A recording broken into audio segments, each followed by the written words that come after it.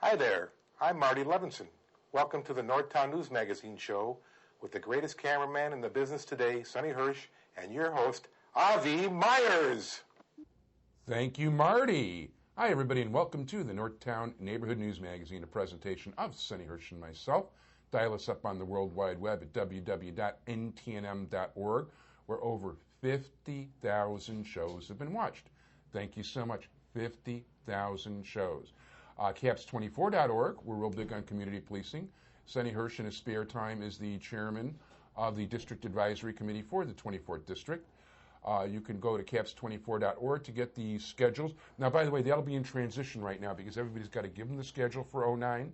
But all the various beats from 2411 to 2433, as well as the Hispanic Caps beat meeting, will have their different meetings listed once they give Sonny that information. So make sure you contact Sonny if you haven't already, and he doesn't have my information for 2412 yet. In the coming weeks, you'll be able to see people like Sheriff Tom Dart, Rabbi Pinchas Eisenbach, Jim Nally, and a host of other people.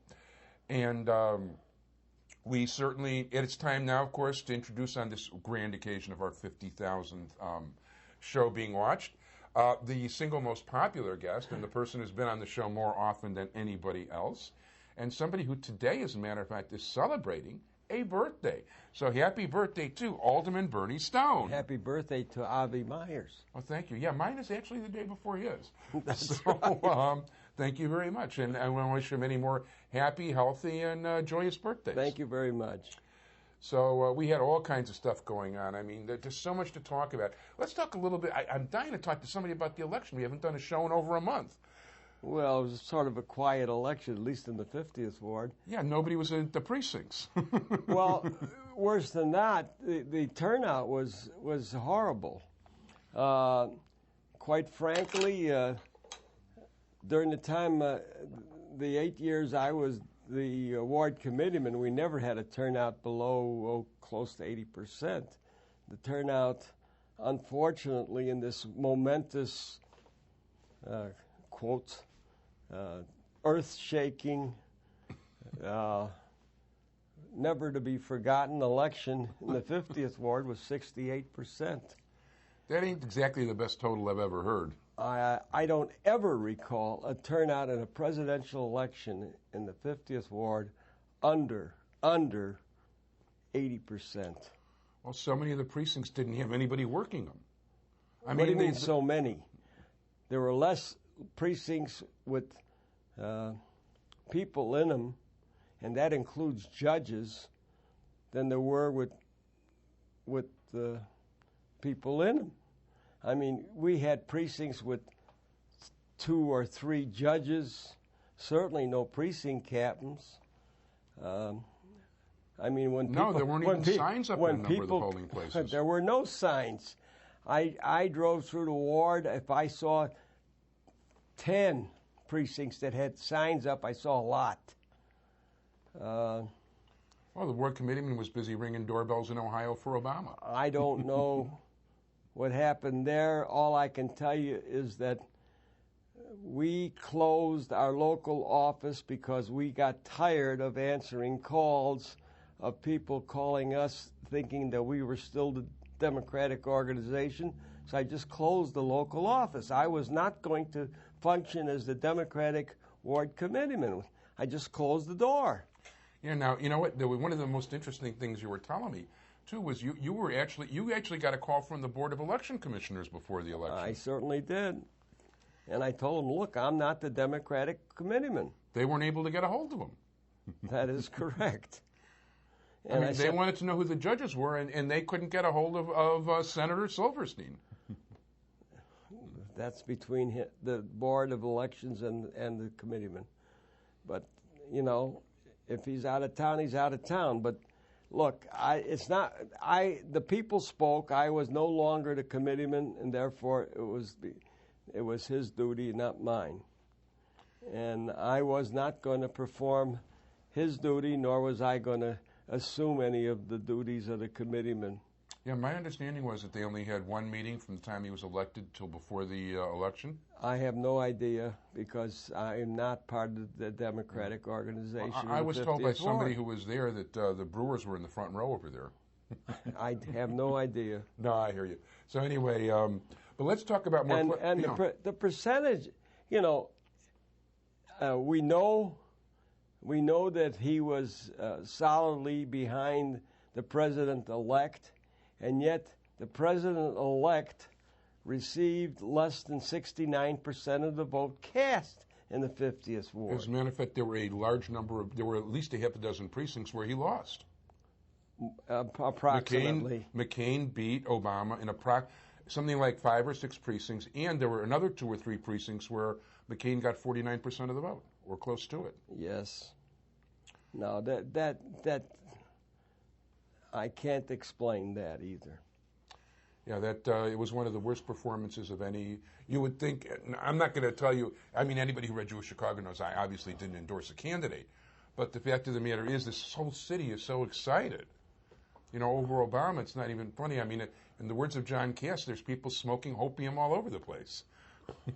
So I don't know anything about that. I know that opium with an H.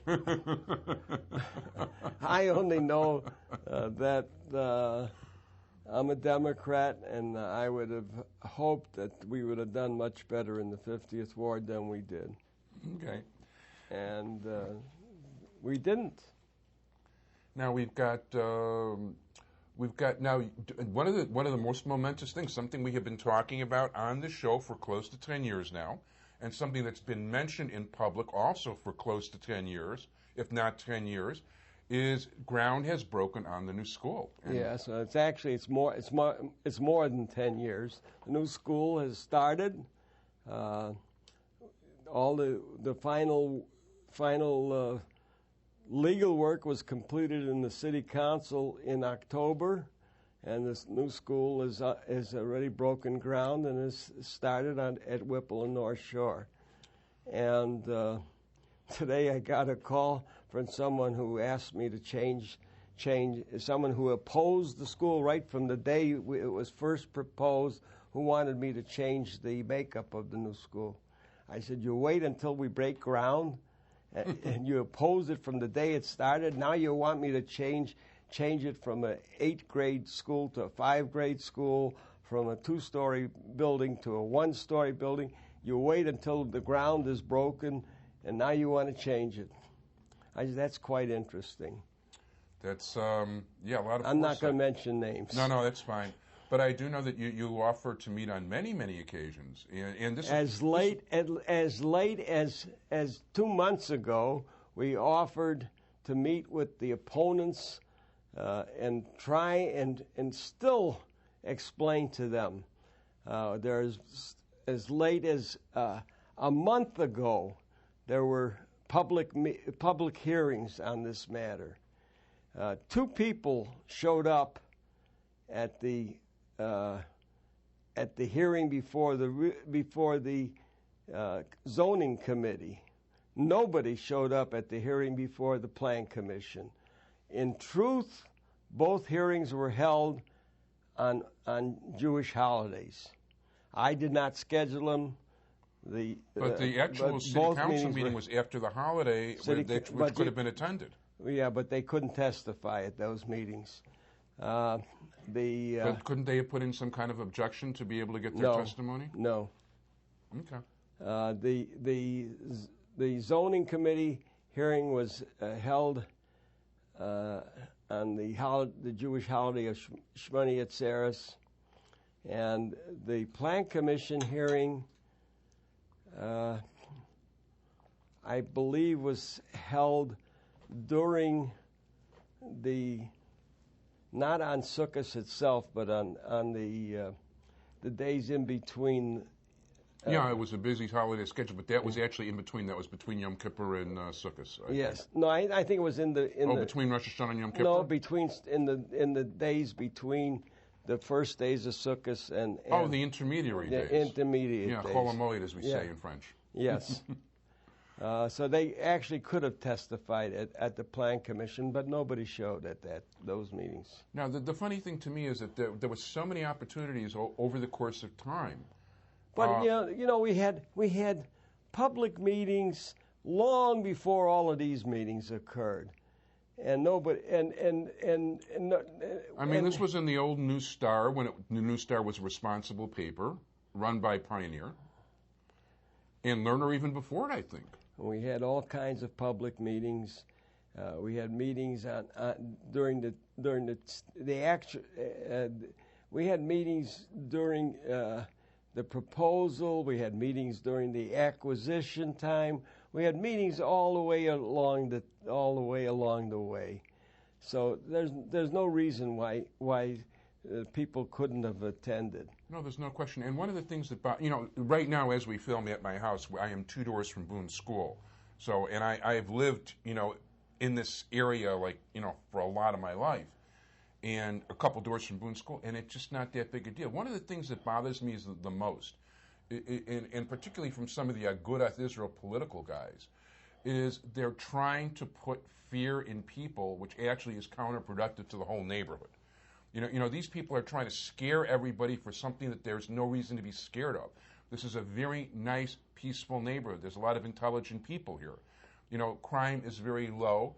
If you look at the school here, kids pick up, most of the parents pick up the kids. It's busy maybe 15, 20 minutes, in the morning and 15 or 20 minutes in the afternoon. Very few people walk, and if they walk, they're together. There's crossing guards. There's school officials out there.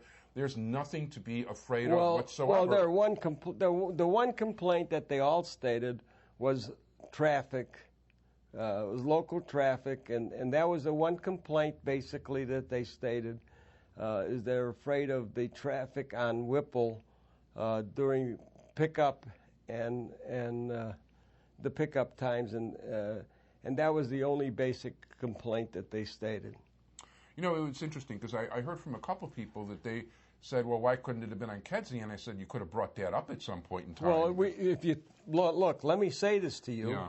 At one point, we actually discussed and worked on an exchange of land to exchange it for the Kedzie property that now is going to be a senior citizen building, which is, by the way, new news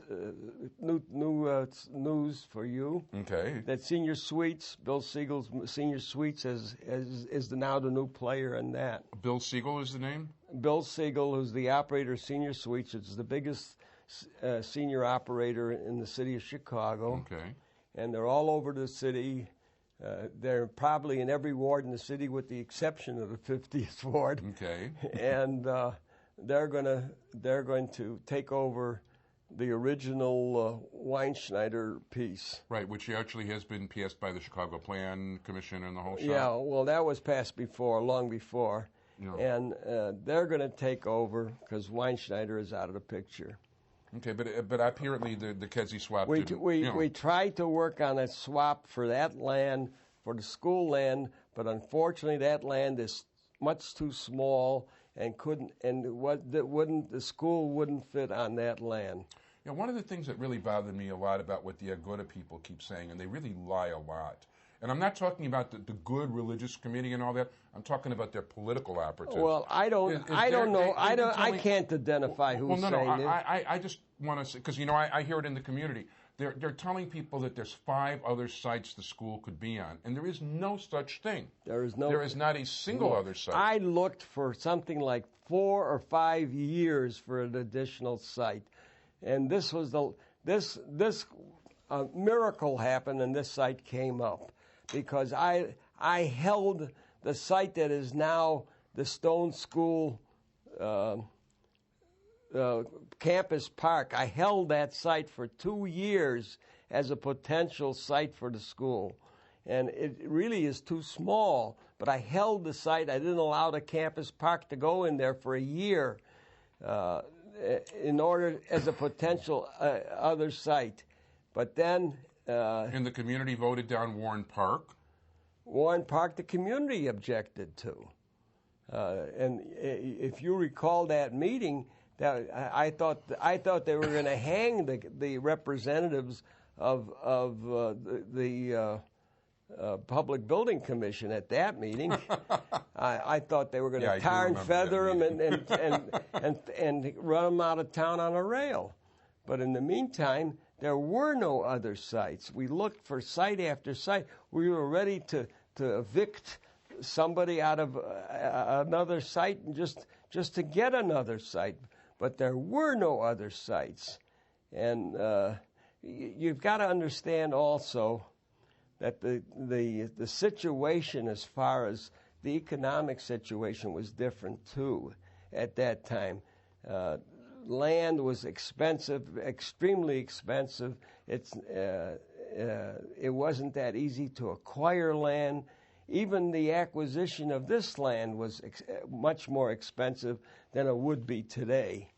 So people. It's easy for people to talk, but the land was just not available. Remember, we needed 3 acres. This is almost 3 acres of land, and 3 acres is not that easily available anywhere in our ward. No, as a matter of fact, there was a big building boom, obviously. So, okay. So what else? We still have so guys with the school. It's like it's not so bad. Neighbors, you'll be fine. The only legitimate. This is a local school. They throw in stories about they're going to be busing in people from other communities. That's not true. This is a local school. It's only for our people in our community. They've made up all kinds of stories about this school. This is just for people in our community. And I don't know where these rumors and these stories come from, but they're being spread. They spread the stories like you just mentioned of crime and infiltration. These are all absolute untrue truths. The only legitimate objection that was raised was an objection on traffic, and we'll face that problem. We'll work with them. We'll work out the solution to that problem, and that problem is not a major problem. Every school faces that problem. You're talking about Boone. You're a neighbor of Boone. You know what. Right. And by the way, I'll probably at this very minute, actually in about a half an hour, if I look outside, it's going to be crowded for 15 minutes. But those things, every school faces that, and neighbors of every school face that, and that's a minor problem that's dealt with by the neighbors for a insignificant little point in time. Yeah, and I get an absolute minimum of candy wrappers or pop bottles on my property. And as a matter of fact, most of the kids, if they're going to toss them, they toss them in the garbage can down the alley. Well, I just which is fine. I just came from a memorial service. We lost a great educator in the principal of Armstrong School, and I just came from a memorial service for Dr. Arlene Hersh. Yeah, she was a terrific lady. And she was a terrific lady. And one of the things I've proposed is that the new school be named for her. Oh, very nice. And she was a local resident. She lived just about 3 blocks from the new school. She was actually the last principal I interviewed, and that was probably about 10, 11 years ago. And I've got to tell you that for 20 years, she was a principal of a school in the community, and she lived in the community. She was dedicated to the children, and she's an educator, and I think that it would be a great thing to name a new school in our community for a local educator who is dedicated to children. I think that's a really nice idea. So that's what I proposed to the Board of Education, and I'm hoping that they'll accept my proposal. I hope that works out. I think that's a great idea. It really is. We got any, of course, the economy's not doing any favors, but we got anything going on commerce-wise, real estate-wise? Well, yeah, basically, we're within days, the building, finally, the garage at the Devon and Rockwell will be going up. They've finished the laying of the groundwork for for the garage. They'll be pouring the footings this week, and they'll start the masonry work next week. So that finally the people will be seeing the real McCoy going to work. But it took a long time but this is a major construction. There's a number of other large buildings already being constructed on Devon Avenue. There's a 5-story building on the 2600 block of Devon being constructed on a small 30-foot lot. Is that where the hardware store used to be, or? I don't know if that's the location, but I think it's about either that or an adjoining location. There's another location also right in the same block. I don't know how big that building is, but there's another location there being constructed. I'm disappointed that the big building on the 2500 block, the one that burned down, hasn't started. Where Crawford's used to be. Yeah, I'm disappointed that building hasn't started, but maybe it's the money market that's stopping that from starting. Yeah, these are difficult times. There's definitely more. I mean, when I walk the neighborhood, I definitely see more notices where people are about to or have gotten their water cut off or their gas and things like that. Well, there's no question of that, and there's no question that we're having more and more foreclosure problems. Certainly not as much as other areas of the city. We're still much better off than most areas of the city, but we're having our problems like any other middle class area. If people see abandoned buildings, what do they do? Well, if they'll call us, we'll try and get them, make sure that they're boarded up. We now have an abandoned buildings ordinance so that we can make sure that they're either boarded up or have an alarm system put into them. Do you want to give a number where people can call, or? They can call us either at our local office, which is 764-5050, or call us downtown at 312-744-6855, preferably at the local office, which is 773-764-5050. Let us know if they've seen a building that's abandoned and open, so we can get it closed in and get the proper protection on the building. The abandoned building ordinance, which the City Council adopted earlier this year, makes sure that we have that boarded up and protected.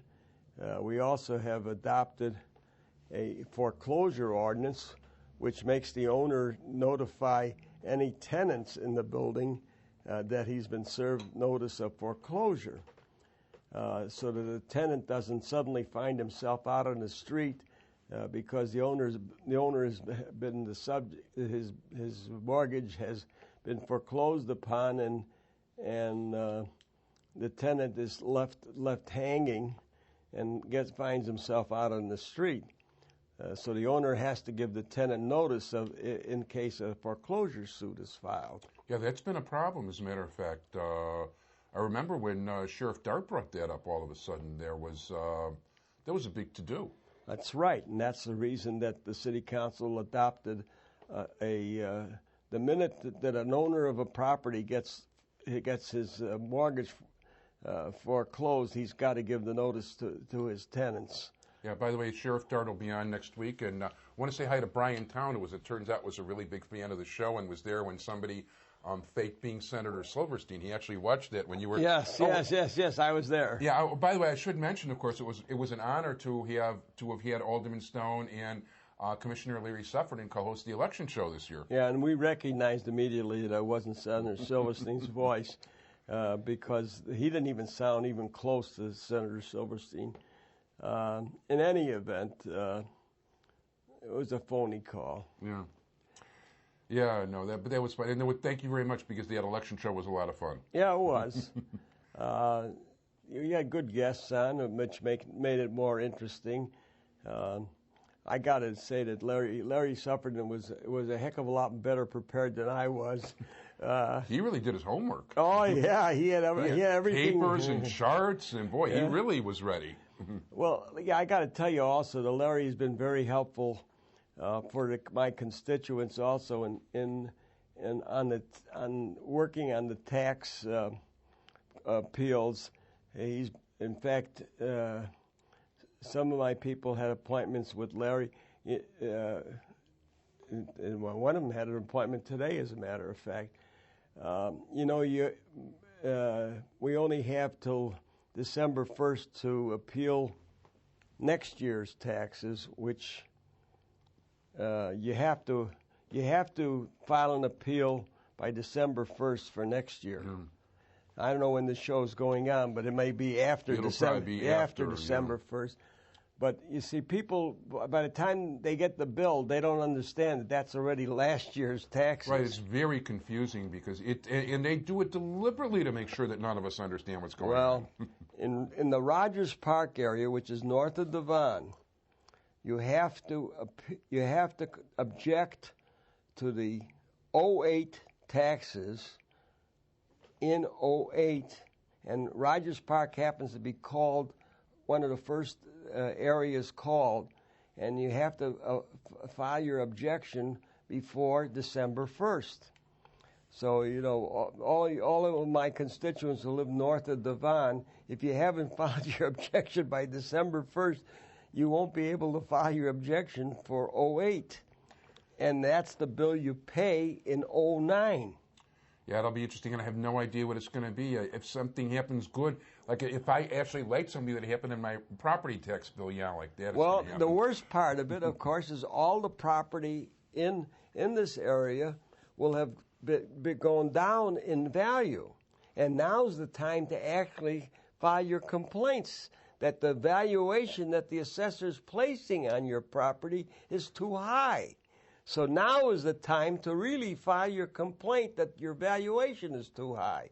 And that's what Larry Sufferton has been absolutely fabulous in helping my constituents file their complaints. And he's hired extra lawyers to be on hand to help my constituents. Now, those of you who live south of Devon but west of Western, that you're in Jefferson Township, you'll have additional time because Jefferson won't be called till later. If you're east of Western, you're in Lakeview Township, and unfortunately, that's also one of the early townships called. But if you're west of Western and south of Devon, you've got some additional time. I mean, is it realistic to think the property value might go down 10% or so? Or? Oh, I think it might even go down even farther than that. Yeah. Would that be reflected in the tax bill, though, is what I'm asking? Well, the question is, has Houlihan reassessed these figures in the light of what's happened economically? And I don't think he has. Probably not. Because, we've taken a terrible hit under the current economic situation. And property that might have been worth $400,000 in last year, this year is probably worth less than $300,000. Wow, that is a and considerable hit. That's 25%. Maybe I should, since we're doing this interview before December 1st, I should probably call a lawyer right now. So I'm going to end the show as a result because we've only got 20 seconds left anyway. So I want to thank very much my guest and happy birthday to Alderman Berny Stone. Happy birthday to you, Alvy. Thank you very much. Thank you very much. And many more happy, healthy birthdays. I want to thank my entire technical crew, Sonny Hersh. Dial us up every week, ntnm.org, over 50,000 shows watched. Stay tuned next week, Tom Dart and Rabbi Pinchas Eisenbach, the week after Jim Nally. Marty, couldn't have done it without you, and we'll be seeing you soon. Thanks so much, everybody. Take care. Be well. Bye-bye. Thank you.